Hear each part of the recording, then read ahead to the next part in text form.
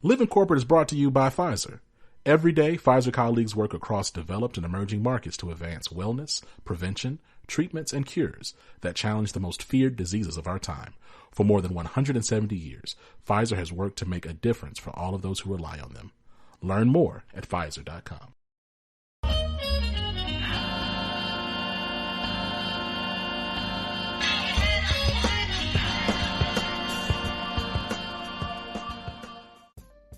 What's up, y'all? It's Zach with Live in Corporate, and recording this still in the wake of continuous tragedy and the brutalization of black and brown bodies at the hands of the state. This time, specifically, a black man senselessly beat to death by a group of police officers who happened to be black. I think the challenge, again, for those who weren't raised in this country as black Americans, you don't realize that the race of a police officer is cop. It's not like, oh, let's get a white cop, let's get a black cop. The talk applied to police, period. And the reason why me growing up, the talk that I had applied to police, period, is because there was an understanding that the system of policing is the problem and not the race of the officers.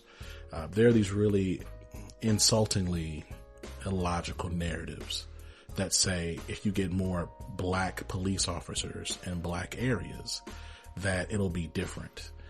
There's narratives around you need same race police officers to, quote, build trust back in these communities.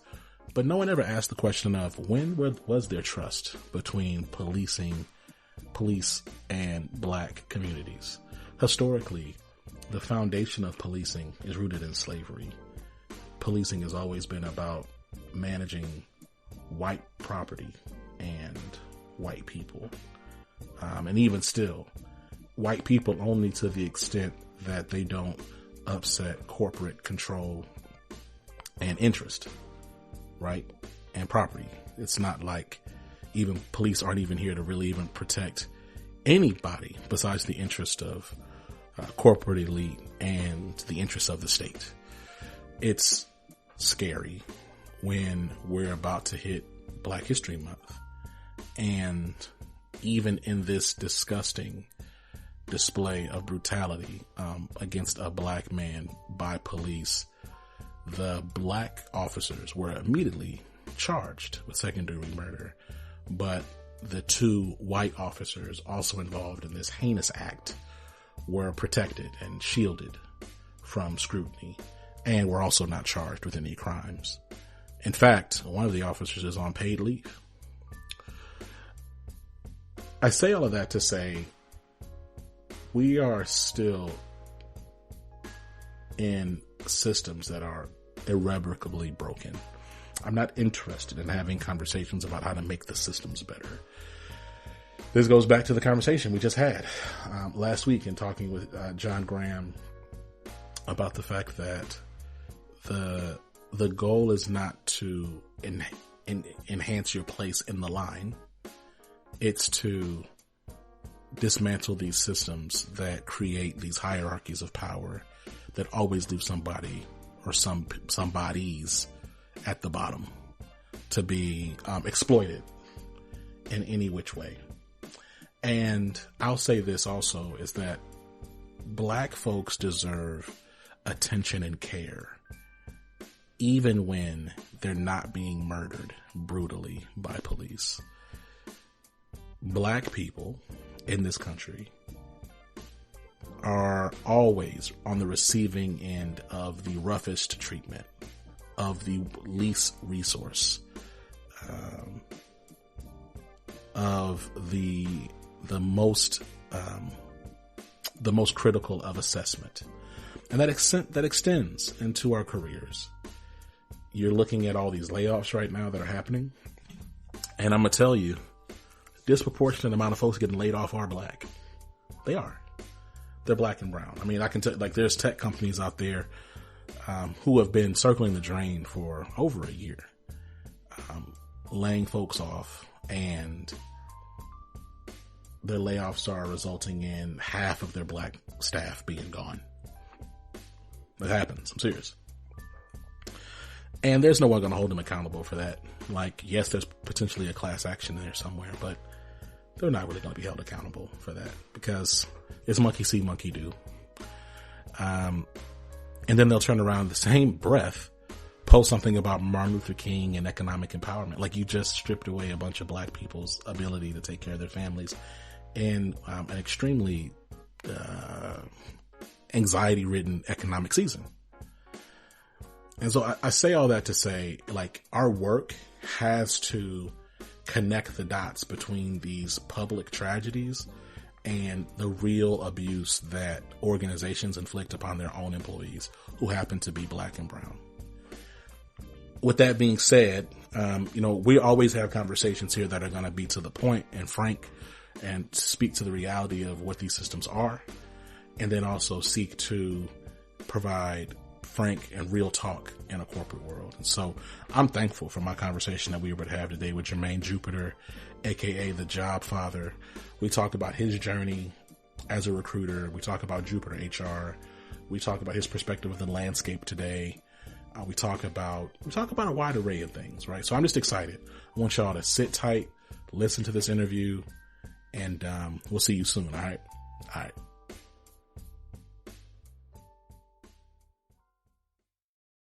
The Antigen podcast returns with a 3-part miniseries spotlighting maternal immunization. When it comes to vaccine development, there's been a shifting paradigm. Help protect pregnant women and their infants through research rather than from research.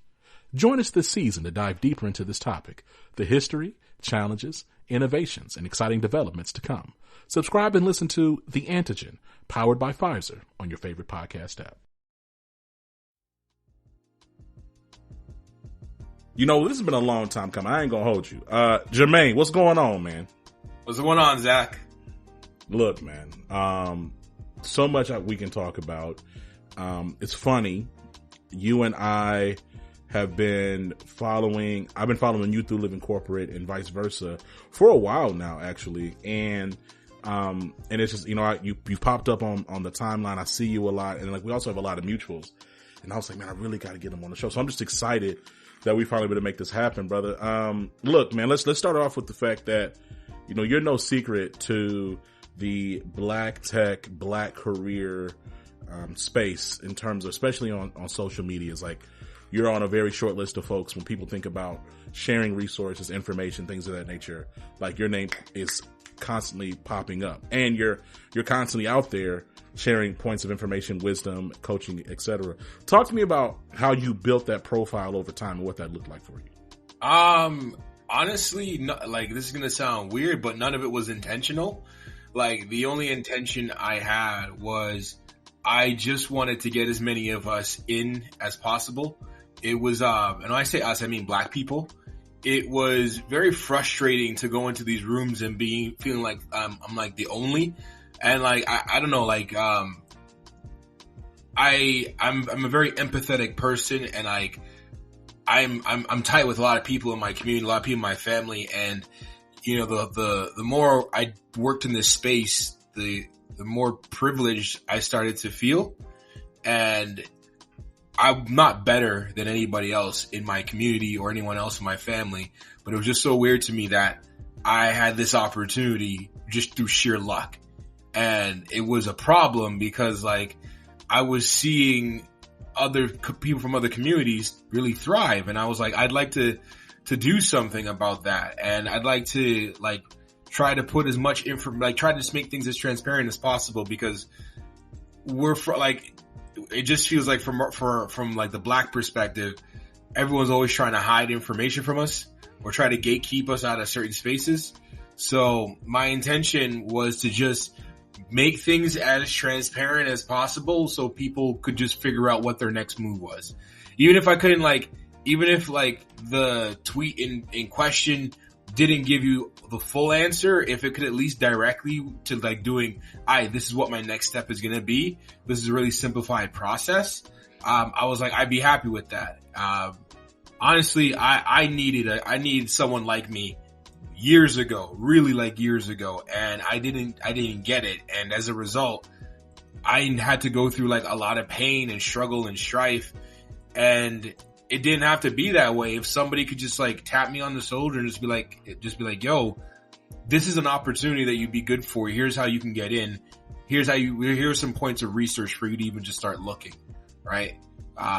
And just that commitment to just being as transparent as possible and just being myself. A lot of people really started to rock with the mission. They really started to rock with the work that we were doing. And, I think things came to a head when I did the Jupiter 100 challenge in 2021, where, the goal was to help 100 Black people get new jobs in tech, and to just do it publicly, celebrating every single win and building up community from there. I think a lot of people, they really appreciated that. They really appreciated, the fact that people like them were winning, showing that it was possible, and showing that like all it takes is just getting us some visibility. And like we really started to start conversations around Black representation and whether or not organizations were really trying or doing their best to like open the doors up and have these opportunities. And that got me a lot of attention and I want to, not notoriety. Well, yeah, notoriety, because I've gotten a lot of like angry white guys in my comments and my chats and my DMs. Yeah. I can't tell you how many times I ended up on Reddit and they're calling me like a Black supremacist. I've heard it all. It's been wild, man, but it's been like, honestly, at the end of the day, I stand 10 toes down on this. I have a very loud voice and I'm more than happy to weaponize it on the behalf of people that look like me, because I'm just tired of like us being leveraged, our talent and our cultures being leveraged, for these enterprises, and like none of it's ever funneled back into the community. And I think the worst part is that we're always on the receiving end of like these systemic movements, like gentrification happening in our neighborhoods, or just being outside, when you look at the comparisons between, the wealth between a Black household versus non-Black households, right? What can we do to start addressing this? And, being able to connect with as many people in our community as possible to help them with jobs, or even just make this a bit easier. Right. It felt like I was just able to start doing something, even if it was just something small. Like it's so much there, right? Parallels I hear, even like kind of how Living Corporate came to be is that, it's not like you came out with like this really big grandiose thing. It was like, like, how can I be what I needed? Right? How can I be the resource I wish I had? As we talk a little bit about just like this season that we're in, and you also talked about it just now about folks kind of calling you a Black supremacist. Like, what is the response you have to organizations or individuals who say, why are you trying to just help Black people? And like, why don't you try to help all people? And why are you focusing only on this particular group? Why don't you say that you're helping all marginalized people? Like, why are you saying Black? Like, what is your response to that? Because I said what I said. Am I allowed to cuss? Yes. Because I said what I said. Fuck yourself. Leave me alone. You know what? The first time, this was actually brought up to me, I was working at a recruitment agency, and I was working under a non-Black manager, who wasn't white. And so this was like the beginning of like the Jupiter 100. It's all started off with like a WhatsApp group that I made, where anytime I went to a networking event, if I ran into a Black person, I'd introduce myself and I'd be like, listen, join my WhatsApp group. We're just spitting knowledge. We're just sharing info, insights, job opportunities. Everyone in this WhatsApp group, if they have a job interview coming up and they want to prep, they want to help with salary negotiation, I'm the guy they come to help them with that. So if you join this group, I'll help you. Right. And, in that first year, like I helped like 67 Black people get new jobs in tech, and it was primarily through that WhatsApp group. But like 2 months into the year, like February, my manager of like 2019, my manager comes up to me and like, I think at that point I had submitted like a good like 20, 25 Black people to like different roles throughout like our organization, right? And on my own roles. And she was just like, she brought me to lunchroom and she's like, Jermaine, you can't be the only Black recruiter on our team and all you submit are Black people. It looks away. And I remember saying, I looked at her and I was like, I think you need to start asking the question of why is it that the only Black candidates we see are from Jermaine, right? And what did she say to that? I wasn't done because I kind of went on a little rant. Oh, go ahead. My bad. No, bro. I was like, why is coming from Jermaine? And I was like, I started channeling the Joker from like the Dark Knight because he started making sense, right? I was like, when a white guy, or like if I have a submission of 5 candidates and if they're all white or if they're all Asian or if they're all Indian, you don't blink an eye, right? That happened the first couple of months that I was here. That's all I was submitting. And nobody, you didn't bring me in this corner in the say like, Jermaine, what's going on here? Right. But only like when it's Black people, it's a problem. Like, why is that the story?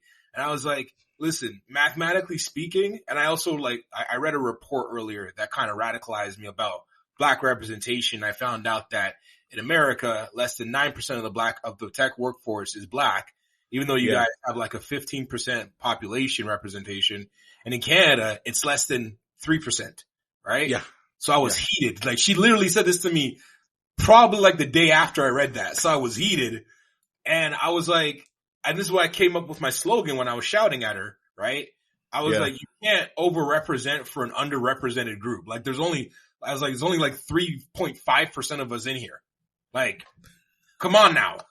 Right. And that was just it. And I think a lot of people from our community just appreciated the bluntness because I don't care anymore. Like I'll argue with people about it all day because I need you guys to make sense. And like my mentality at this point is either like you with me or you got to get the fuck out the way or we're just going to like ram you over. Right. Because there are quality people, quality talent in my community. Right. That's underrepresented. And I say this, this podcast is titled Live in Corporate. I'm going to say something that some people might find as a hot take, but in every single corporate situation or setup that I've ever been in, right? If I see a Black person relative to their peers, they have more achievements and accomplishments and a fact. Degrees under their belts. That's a fact. Relative to their peers. That's a fact. I'm going to say that. Yeah, no, it's a fact. Like, and it's so wild, right? Because it's like, let's talk like personality. If I like you and all that stuff aside, like typically, like more times than not, overwhelmingly, if I see, person A and person B in the same job and one is Black, especially if one is a Black woman and one is like a white person, that other person is going to have, they might be a little older or they're going to have some advanced degree or they're going to have some crazy experience. For their job. They're overqualified for the job. Like they've done something that like, whoa, you, like you are supposed to be here, right? Like you have done some dope stuff. You shouldn't even be in this job. To your point, you're overqualified. So no, I mean, it's 100% true. Like, I mean, that aligns with not only my experience, but like the countless conversations I've had and the role that I've sat in and the data that I've seen as a diversity, equity, and inclusion executive, as an HR business partner, so as a change management consultant. I mean, the list goes on and on. So yeah. Please keep going. I'm not lying. Hey, you know what I find hilarious? What's that? I've had conversations with Black people. I'm from Toronto, right? I don't know Drake, before you ask. I've had conversations with Black people in Canada, Toronto, Montreal. You know, I've had conversations with black people throughout the United States, right? I've had conversations with black people in Berlin, in Germany, in England, right? In Jamaica, the Caribbean. I've talked to black people from all over. And you want to know what's hilarious? Every single one of them had every single one of them that weren't from a predominantly black country, right? Every single one of them had you got to work twice as hard to get half as much conversation. Didn't matter where they were from, right? I've talked to like black people where English was their second language. Yeah. And they had to do that, right? Yeah. So like when I realized that, cause like I have this whole community and I'm connecting with like employers and they like their employers that they're like, we want to like hit our diversity metric, but like we also don't want to just hire black people because they're black. And I'm like, no. We're asking for a fair shot. We're asking for a fair shot because more often than not, if you see us quote unquote get a shot, we're way too overqualified for that shot. Like the amount of work and learning that we had to put in and what we're able to produce. Right. No, we just want a fair shot because if we get a fair shot, you're going to see what's good. And I always say it like this. If the amount of representation in tech right now for black people is 3%, right? In Canada, 9% in the States. If you open up a role and you have one hire for this role, you get 100 applicants, right? The numbers say like 9 of those applicants at best will be black, right? Out of that 100. What are the chances of you having a conversation and hiring, if you randomize the amount of people that you see in order of the 100, right? You're only trying to fill one spot.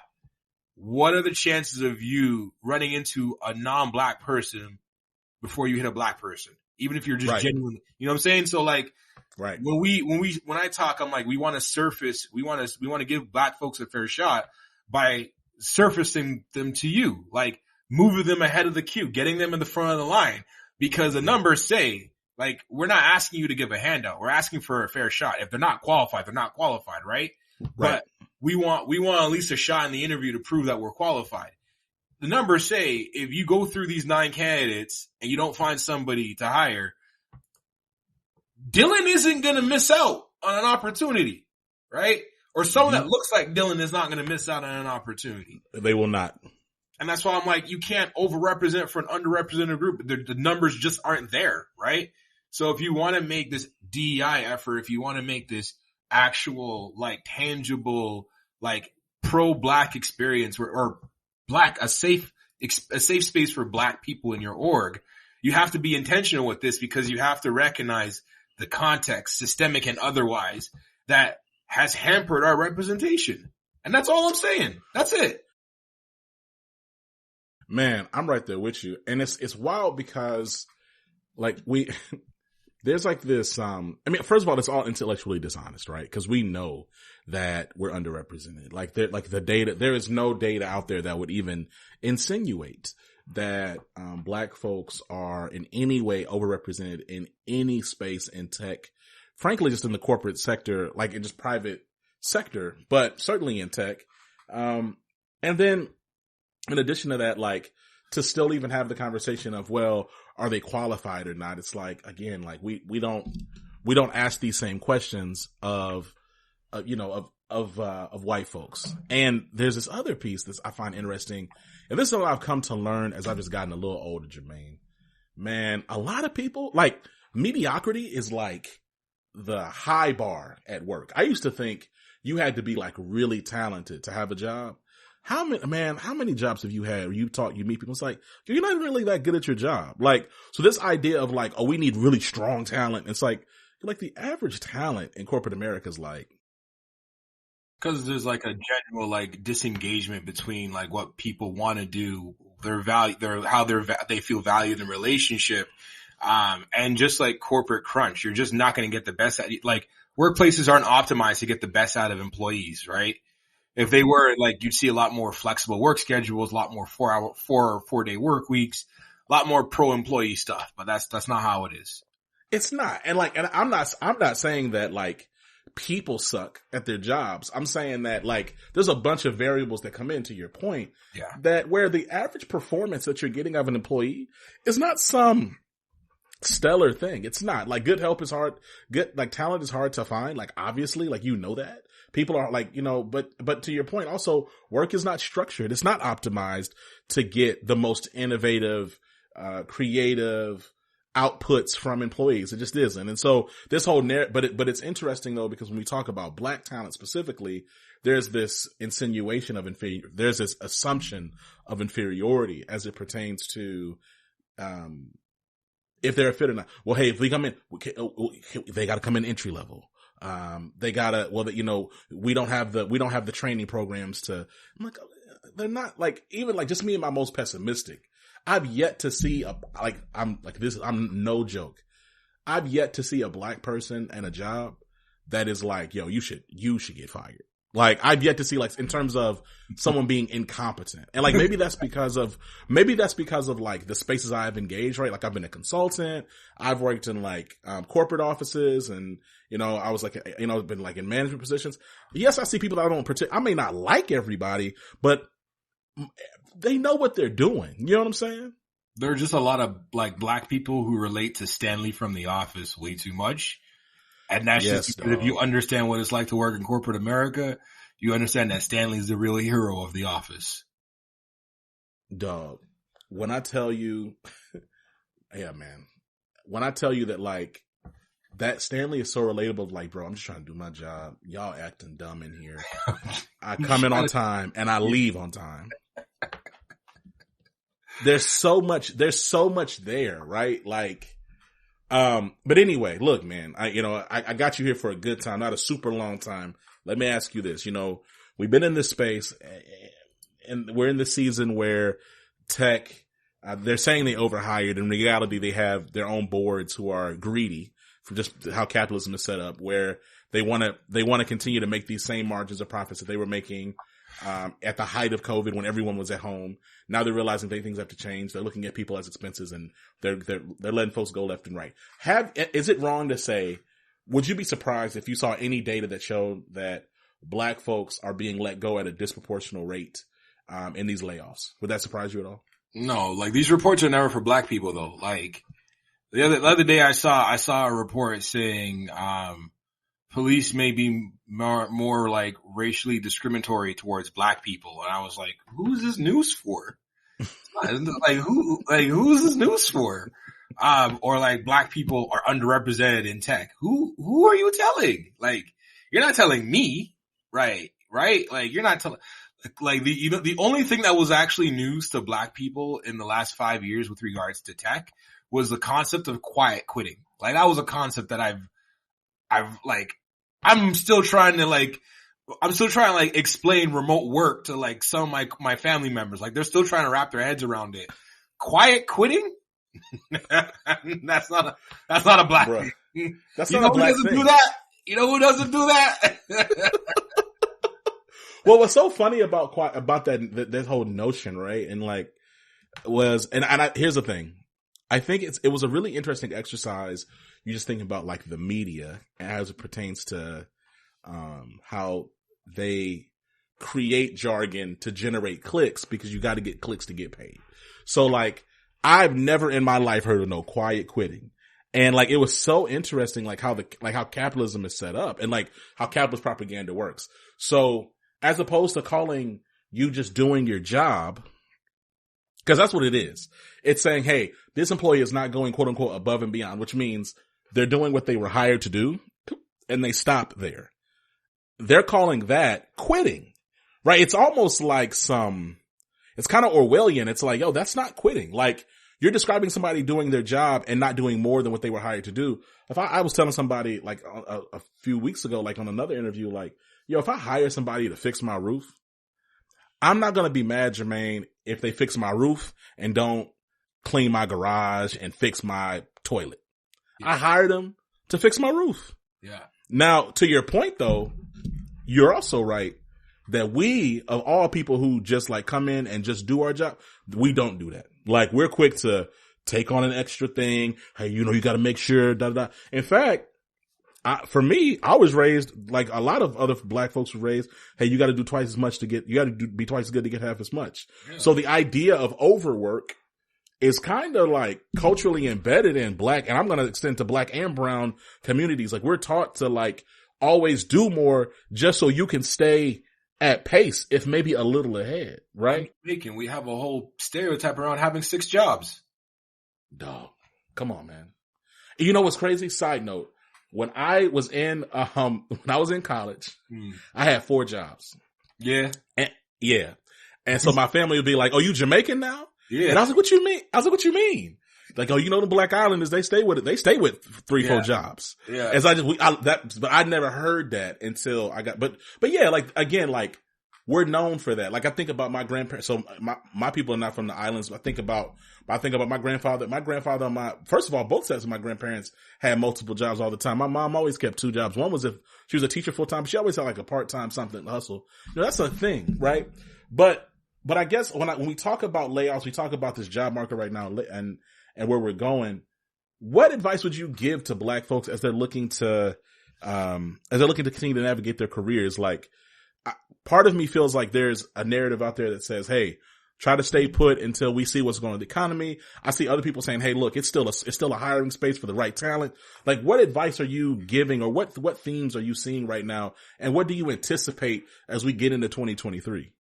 Nobody is safe. Nobody's ever safe.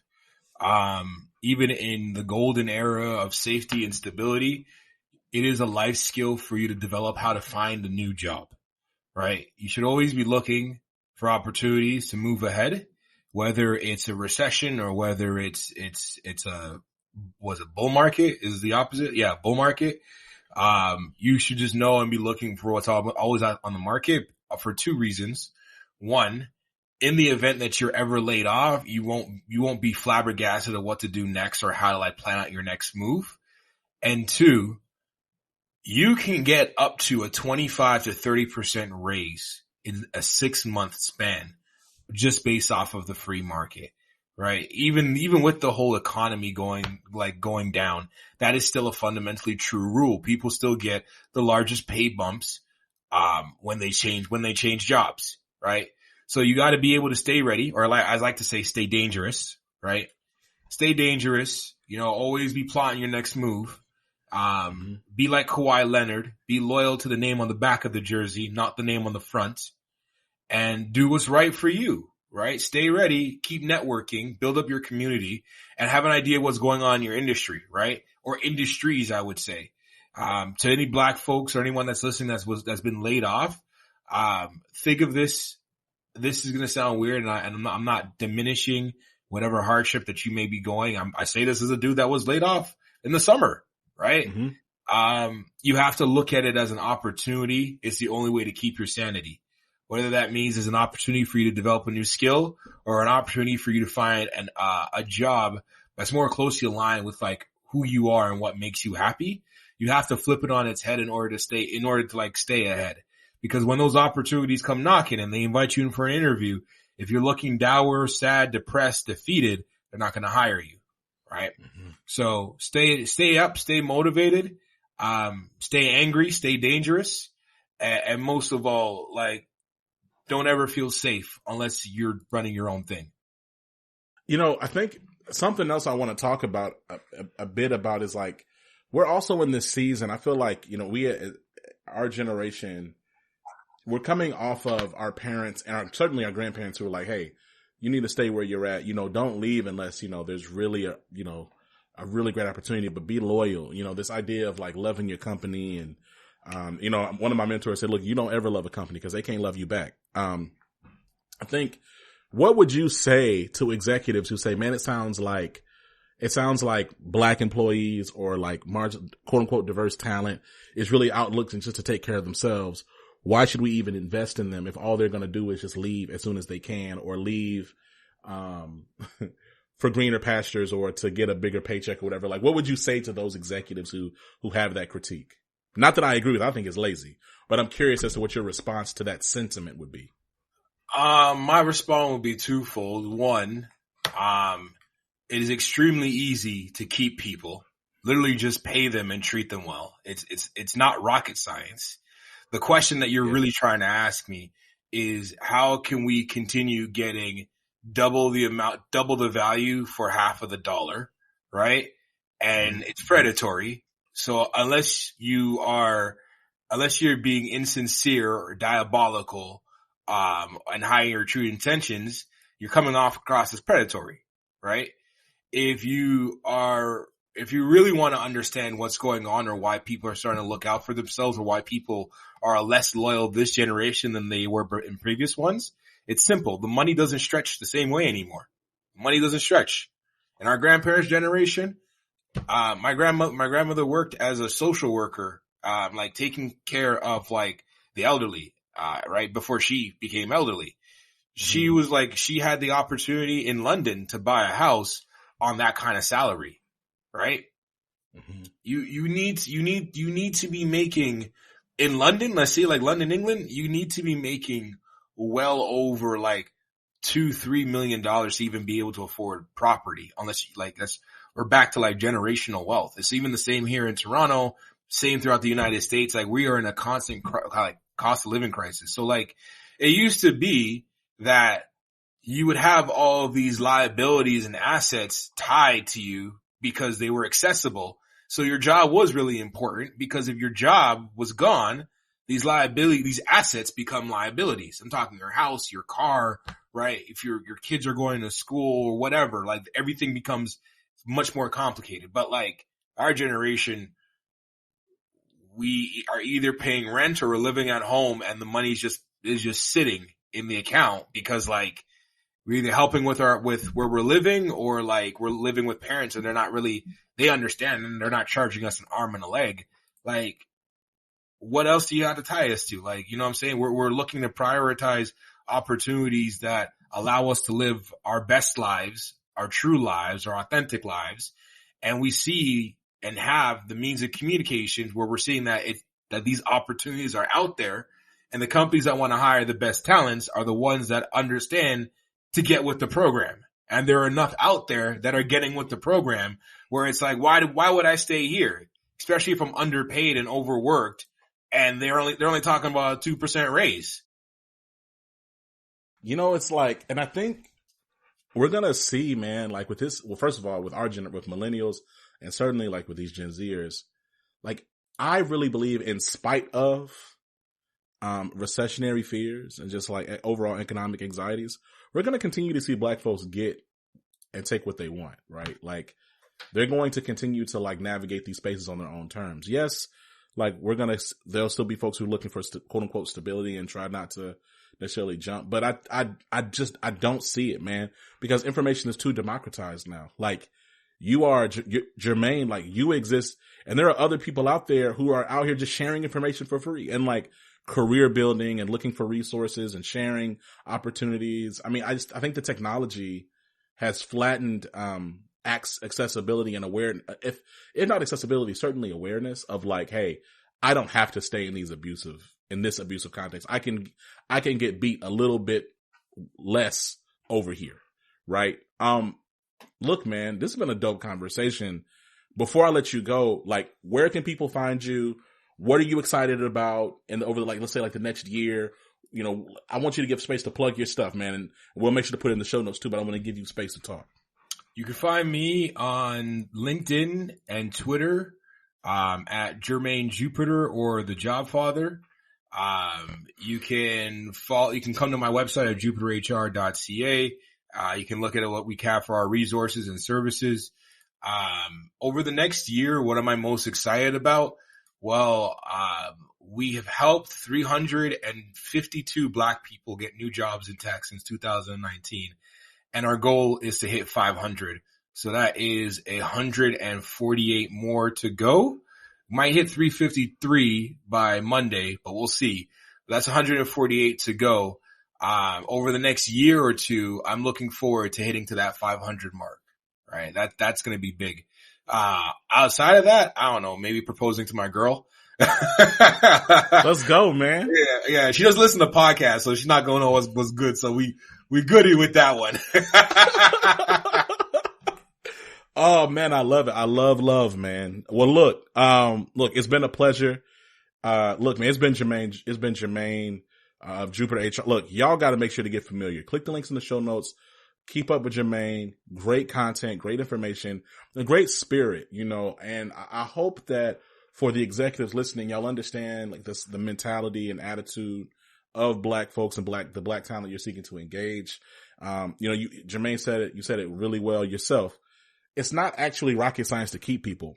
And I'll tell you, man, like every job, it's so funny. Every job I've had, I had every intention of being there for at least 5 years, right? But racism, organizational incompetence, and just toxic work environments encouraged me to find somewhere else, right? So I've had this upward zigzag my whole career. But again, it's not because I necessarily went in with the goal to do that, even though I've quintupled my salary, my starting salary. It's grown 500% over the last 10 years. But that isn't to say that that's not what I was necessarily aiming for. I was just looking for a place where I could be respected and I could be paid a decent amount, right? And shockingly, most of us look like that. A lot of us ain't trying to be the newbie every few years, right? That's not really like the thing. So I hope, again, executives, leaders, as y'all are listening to this, ask yourself, what does it look like for you to treat all of your employees better, particularly the ones you claim are so important that you put on your homepage and on your social medias and on all your little branding stuff. All right. Make sure you treat everybody like you want them to stay there. Jermaine, we'll catch you soon, brother. It's been an honor. Thank you for having me, bro. All right, man. Peace.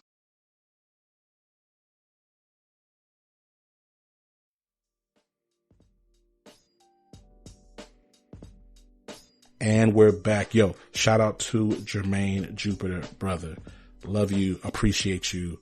Thank you so much for all the work that you do. Please continue to keep it real. Make sure if you want to learn more about Jermaine, click the link in the show notes. Till next time, y'all, this has been Zach. Love y'all. Take care of yourselves. And don't ever judge your value by what white institutions say. Judge your value by what you see in the mirror. And I pray that you love yourself. Peace.